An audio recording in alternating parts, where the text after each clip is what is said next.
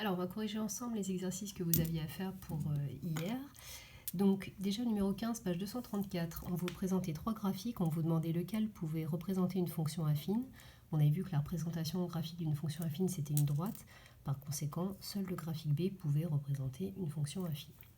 Ensuite, pour le numéro 36, on vous donnait la représentation graphique d'une fonction affine. On vous demandait de lire l'image de 3 par la fonction G. Donc l'image de 3, c'est que 3 c'est un antécédent, donc on place 3 sur l'axe des abscisses. Ce point a pour abscisse 3, du coup l'image de 3 c'est l'ordonnée de ce point, du coup l'image de 3 c'est moins 1. Et puis on vous demandait le nombre qui a pour image 1, donc 1 on le place sur l'axe des images, l'axe des ordonnées, on va jusqu'à un point de la courbe, et son abscisse qui est moins 1, c'est l'antécédent de 1. Ensuite, dans le numéro 37, on vous donnait un graphique qui illustrait la fonction G qui représentait la consommation, en fait, qui a un certain volume d'eau associé, le montant de la facture associée en euros. Alors, G de 0 qu'on vous demandait de lire, c'est l'image de 0 pour la fonction G. Donc, l'image de 0, on lit ici, c'est 50.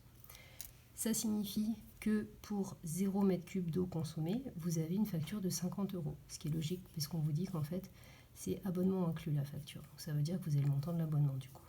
Et puis ensuite, on vous demandait de trouver l'antécédent de 350. Donc 350 est une image ici. On va jusqu'au point de la courbe qui a pour ordonnée 350. On va lire son abscisse, c'est 120. Donc l'antécédent de 350 est 120, ce qui veut dire que quand vous avez une facture de 350 € d'eau, vous avez une consommation correspondante de 120 m3 d'eau. Ensuite, je vous corrige les graphiques après, je corrige l'exercice qui était à faire pour le groupe bleu. On vous donne une fonction affine, 2 points, et on vous demandait si chacun de ces points appartenait à la représentation graphique de la fonction affine. Donc on avait vu, déjà dans le chapitre des fonctions et des fonctions linéaires, et puis à nouveau dans celui-ci, que ce point, pour qu'il appartienne à la représentation graphique de la fonction, il suffit que son ordonnée, ce soit l'image de son abscisse. Donc on va calculer G de 1,8, l'image de 1,8, puis on va regarder si c'est moins 2 ou pas. Donc comme vous avez votre formule ici, vous allez faire moins 5 fois 1,8 plus 7, vous trouvez moins 2. Donc du coup, l'ordonnée de A, c'est bien l'image de son abscisse par la fonction G, donc le point A, il appartient à la droite D. Et puis même travail pour le point B, G de 3,3, ça fait moins 5 fois 3,3, toujours en utilisant le programme de calcul de la fonction, plus 7, donc ça vous fait moins 9,5. Or là, l'ordonnée, c'est moins 9,4. Du coup, comme l'ordonnée de B n'est pas l'image de son abscisse par la fonction G, le point B n'a pas de rapport avec la fonction G, il n'appartient pas à la droite qui représente la fonction G. Et pour terminer, vous aviez deux tracés de représentation graphique de fonctions affines à faire. On commence par le B du 39. Vous deviez représenter la droite qui représente la fonction G qui transforme x en 2 fois x moins 3. Toujours pareil, vous faites un tableau de valeurs, pas d'autre méthode. Vous prenez deux nombres au hasard, donc 0 comme d'habitude. On calcule l'image de 0. 2 fois 0, 0. Moins 3, ça nous donne moins 3. On va placer un premier point de coordonnées 0, moins 3. Donc ici, 0, hop, moins 3, c'est le point qui est ici. Ensuite, un point d'abscisse 4. On va calculer l'image de 4. 2 fois 4, ça fait 8.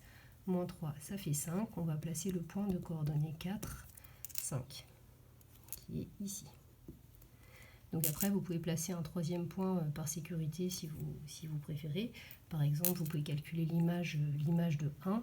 2 fois 1, ça fait 2, moins 3, ça fait moins 1. Donc l'image de 1, c'est moins 1. Donc vous avez aussi un point ici. Et ensuite, vous reliez ces points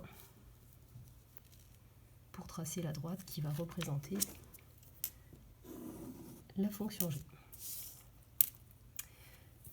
Dernier tracé que vous aviez à faire, celui qui représente la fonction f qui transforme x en moins 2 fois x plus 5. On vous demandait d'abord de calculer l'image de 0.